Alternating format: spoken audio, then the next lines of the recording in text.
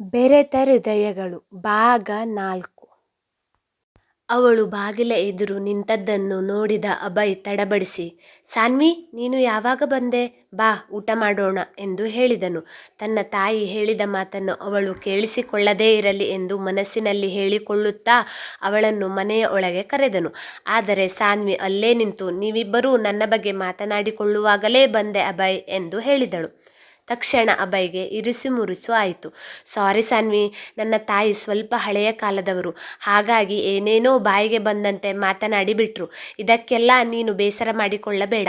ಅಮ್ಮ ಯಾವಾಗಲೂ ಹಾಗೆ, ತಲೆಗೆ ಅನ್ನಿಸಿದ್ದನ್ನು ಮನಸ್ಸಿನಲ್ಲಿ ಇಟ್ಟುಕೊಳ್ಳಲ್ಲ, ಏನೇನೋ ಹೇಳಿಬಿಡ್ತಾರೆ, ಆದರೆ ಕೆಟ್ಟದ್ದನ್ನು ಬಯಸಲ್ಲ ಎಂದು ಹೇಳಿದನು.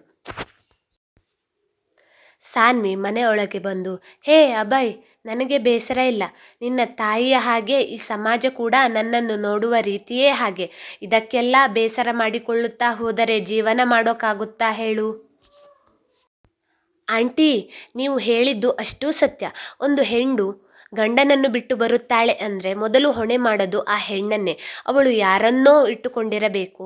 ಅತ್ತೆ ಮಾವನ ಜೊತೆ ಸರಿ ಹೊಂದಾಣಿಕೆ ಆಗದೆ ಗಂಡನ ಜೊತೆ ಬೇರೆ ಮನೆ ಮಾಡು ಅಂತ ಹೇಳಿರಬಹುದು. ಹೀಗೆ ಹಲವಾರು ಪ್ರಶ್ನೆಗಳು ಮೊದಲು ಹುಟ್ಟೋದು ಹೆಣ್ಣಿನ ಮೇಲೆ. ಆದರೆ ಆಂಟಿ, ಇವತ್ತು ಯಾಕೋ ಗೊತ್ತಿಲ್ಲ, ನಿಮ್ಮ ಜೊತೆ ಮನಸ್ಸು ಬಿಚ್ಚಿ ಮಾತನಾಡಬೇಕು ಅಂತ ಅನಿಸ್ತಾ ಇದೆ. ಇಷ್ಟು ದಿನಗಳ ಕಾಲ ನನ್ನ ತಂದೆ ತಾಯಿಗೂ ಕೂಡ ಹೇಳೋಕೆ ಆಗದೇ ಇರುವಂತಹ ಮಾತನ್ನು ನಿಮ್ಮ ಜೊತೆ ಮಾತನಾಡಬೇಕು ಅಂತ ನನಗೆ ಅನ್ನಿಸುತ್ತಿದೆ. ನಿಮಗೆ ಗೊತ್ತಾ ಆಂಟಿ, ನಾನು ನನ್ನ ತಂದೆ ತಾಯಿಗೆ ಒಬ್ಬಳೇ ಮಗಳು. ನಾನು ಹುಟ್ಟಬೇಕು ಅಂತ ಅಪ್ಪ ಅಮ್ಮ ಹರಕೆ ಹೊತ್ತುಕೊಂಡಿದ್ರಂತೆ. ಅಣ್ಣ ಮೊದಲನೆಯವನು, ಅದರಲ್ಲೂ ಗಂಡು ಮಗು.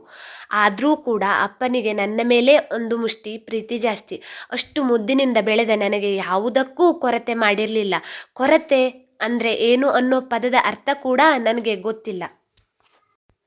ನಾನು ಚೆನ್ನಾಗಿ ಓದಬೇಕು, ಜಾಬ್ ಮಾಡಬೇಕು, ನಾನು ದುಡಿದ ಹಣದಲ್ಲಿ ನನ್ನ ಅಪ್ಪ ಅಮ್ಮನ ಖುಷಿಪಡಿಸಬೇಕು, ಅವರ ಆಸೆಗಳನ್ನು ತೀರಿಸಬೇಕು, ಅವರನ್ನು ದೇಶ ಸುತ್ತಿಸಬೇಕು, ಹೀಗೆ ಚಿಕ್ಕ ಪುಟ್ಟ ಆಸೆಗಳು. ನನ್ನ ಆಸೆಯಂತೆ ನಾನು ಒಂದು ಒಳ್ಳೆ ಕಾಲೇಜ್ನಲ್ಲಿ ನನ್ನ MBA ಕೂಡ ಕಂಪ್ಲೀಟ್ ಮಾಡಿದೆ. ಆ ಸಮಯದಲ್ಲಿ ನನ್ನನ್ನು ಯಾವುದೋ ಒಂದು ಫಂಕ್ಷನ್ನಲ್ಲಿ ಹುಡುಗನ ಕಡೆಯವರು ನೋಡಿ ಮದುವೆ ಪ್ರಪೋಸಲ್ ನಮ್ಮ ಮನೆಗೆ ಬಂತು. ನನ್ನ ಅಪ್ಪ ಅಮ್ಮ ಒಂದು ಡ್ರೆಸ್ ತಗೋಬರುವುದಾಗಿರಲಿ, ಒಂದು ಒಡವೆ ತರೋದಾಗಿರಲಿ, ಒಂದು ತಿಂಡಿ ತರೋದಾಗಿರಲಿ ನನ್ನನ್ನೇ ಕೇಳಿ ಮಾಡ್ತಾ ಇದ್ದವರು. ಮದುವೆ ವಿಷಯದಲ್ಲಿ ಮಾತ್ರ ನನ್ನನ್ನು ಕೇಳಲೇ ಇಲ್ಲ. ಸಾಯೋವರೆಗೂ ಅವನ ಜೊತೆ ಸಂಸಾರ ಮಾಡಿಕೊಂಡು ಹೋಗುವವಳು ನಾನೇ ಆಗಿದ್ದರೂ ಕೂಡ ಅವರಿಗೆ ನನ್ನನ್ನು ಕೇಳಬೇಕು ಅಂತ ಯಾಕೆ ಅನ್ನಿಸ್ಲಿಲ್ವೋ ಈಗಲೂ ನನಗೆ ಪ್ರಶ್ನೆಯಾಗಿ ಉಳಿದಿದೆ. ಅಪ್ಪ ಅಮ್ಮನಿಗೆ ಬೇಸರ ಆಗಬಾರದು ಅನ್ನೋ ಕಾರಣಕ್ಕೆ ನಾನು ಮದುವೆಗೆ ಒಪ್ಪಿಕೊಂಡೆ. ಅವರು ಅಂದ್ಕೊಂಡ ಹಾಗೆ ಮದುವೆ ಕೂಡ ನಡೆಯಿತು. ನನಗೆ ಮನಸ್ಸಿನಲ್ಲಿ ಬೇಸರ ಇದ್ದರೂ ನನ್ನ ಅತ್ತೆ ಮಾವ, ನನ್ನ ಗಂಡ, ನಾನು ಅವರನ್ನು ಚೆನ್ನಾಗಿ ನೋಡ್ಕೋಬೇಕು, ಅವರ ಇಷ್ಟದ ರೀತಿ ನಾನು ಬದುಕಬೇಕು, ಹೀಗೆ ಪ್ರತಿಯೊಂದನ್ನು ನಾನು ಬದಲಾಯಿಸಿಕೊಳ್ಳೋಕೆ ನೋಡಿದೆ. ಆದರೆ ಯಾವುದೂ ನಾವು ಅಂದುಕೊಂಡ ಹಾಗೆ ಇರಲಿಲ್ಲ. ಅಪ್ಪನ ಮುದ್ದಿನಲ್ಲಿ ಬೆಳೆದ ನಾನು ಆ ಮನೆಯಲ್ಲಿ ಕೆಲಸದಾಳಿನ ರೀತಿ ಆಗಿಬಿಟ್ಟೆ. ಬೆಳಗ್ಗೆ 5 ಗಂಟೆಗೆ ಏಳೋದು, ಮನೆಯನ್ನು ಒರೆಸಿ ಗುಡಿಸಿ ರಂಗೋಲಿ ಹಾಕಿ ದೇವರಿಗೆ ಪೂಜೆ ಮಾಡಿ ಬೆಳಗ್ಗೆ ತಿಂಡಿ ಮಾಡಿ ಎಲ್ಲರಿಗೂ ಬಡಿಸೋದು. ಯಾರೂ ಕೂಡ ನಿನಗೆ ತಿಂಡಿ ಆಯ್ತಾ, ನಿನಗೆ ಆಯಾಸ ಆಗ್ತಾ ಇದೆಯಾ ಅಂತ ಕೇಳೋರೇ ಇರಲಿಲ್ಲ. ಮಧ್ಯಾಹ್ನ ಊಟ, ಸಂಜೆ ಊಟ, ಹೀಗೆ ದಿನ ನನ್ನ ಸಮಯ ಕೆಲಸದಲ್ಲೇ ಕಳೆದು ಬಿಡುತ್ತಿತ್ತು. ಒಮ್ಮೊಮ್ಮೆ ನನಗೆ ಆರೋಗ್ಯ ಕೆಟ್ಟರೆ ಕೂಡ ನಾನು ಕೆಲಸ ಮಾಡಬೇಕಿತ್ತು. ಯಾರಿಗೂ ನನ್ನ ಬಗ್ಗೆ ಕಾಳಜಿನೇ ಇರಲಿಲ್ಲ. ನನ್ನ ಗಂಡನಿಗೂ ಕೂಡ ರಾತ್ರಿ ಸಮಯದಲ್ಲಿ ಅವನ ದೇಹದ ಬಯಕೆಯನ್ನು ತೀರಿಸಿಕೊಳ್ಳೋಕೆ ಒಂದು ಹೆಂಡತಿ ಬೇಕಿತ್ತೇ ವಿನಃ ಒಂದು ಸಂಗಾತಿಯ ಪ್ರೀತಿಯಿಂದ ಅವನು ನನ್ನನ್ನು ನೋಡ್ತಾನೇ ಇರಲಿಲ್ಲ. ನನ್ನ ಆಸೆಗಳು ಏನು, ನನ್ನ ಕನಸುಗಳು ಏನು ಅಂತ ಕೇಳ್ತಾ ಇರಲಿಲ್ಲ. ನನಗೆ ಖರ್ಚಿಗೆ ಅಂತ ಹಣ ಬೇಕು ಅಂದರೆ ಭಿಕ್ಷೆಯ ರೀತಿ ಅವನ ಹತ್ರ ಬೇಡ್ಕೋಬೇಕಿತ್ತು. ನಾನು 100 ರೂಪಾಯಿ ಕೇಳಿದ್ರೆ ಅವನು ಕೊಡ್ತಾ ಇದ್ದದ್ದು ಕೇವಲ 10 ರೂಪಾಯಿ, ಅದರಲ್ಲೂ ಬಯಸಿಕೊಂಡು ತಗೋಬೇಕಿತ್ತು. ತುಂಬ ಕಷ್ಟಪಟ್ಟೆ ಆಂಟಿ. 2 ವರ್ಷ ನರಕನೇ ನೋಡಿದ್ದೀನಿ ಅಂತ ಹೇಳಬಹುದು. ಆದರೆ ಯಾವಾಗ ಅವನು ಕುಡಿದು ಬಂದ ನನ್ನ ಮೇಲೆ ಕೈ ಮಾಡಿದನೋ ಆಗ ನನ್ನ ಸಹನೆಯ ಕಟ್ಟೆ ಒಡೆದು ಹೋಯಿತು.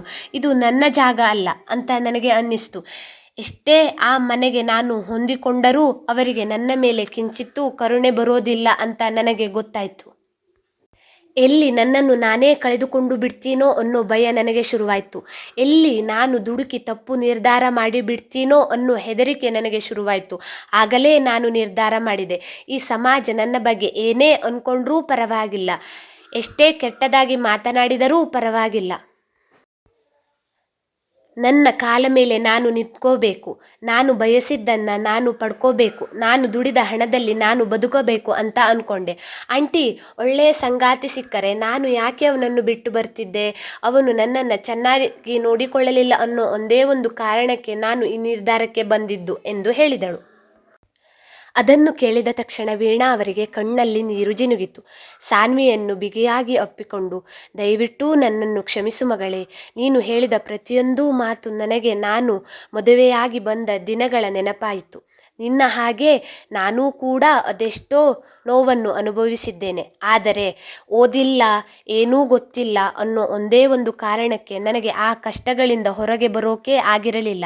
ಆದರೆ ನಿನಗೆ ಅವಕಾಶ ಇದೆ ಮಗಳೇ, ನಿನ್ನ ಸಪೋರ್ಟ್ಗೆ ನಾನಿರ್ತೀನಿ, ಚಿಂತೆ ಮಾಡಬೇಡ, ನೀನು ಅಂದುಕೊಂಡಿದ್ದನ್ನು ಸಾಧಿಸು ಎಂದು ಹೇಳಿದರು. ಸಾನ್ವಿ ಕೂಡ ವೀಣಾ ಅವರನ್ನು ಬಿಗಿಯಾಗಿ ಅಪ್ಪಿಕೊಂಡು ಕಣ್ಣೀರು ಹಾಕಿದಳು. ಮುಂದುವರೆಯುವುದು ಇಂತಿ ನಿಮ್ಮ ಸ್ಟೋರಿ ಸಂಗಾತಿ. ಈ ಪುಟ್ಟ ಪ್ರತಿಭೆಗೆ ನಿಮ್ಮ ಸಪೋರ್ಟ್ ಹೀಗೇ ಇರಲಿ. ಸಬ್ಸ್ಕ್ರೈಬ್ ಮಾಡಿ.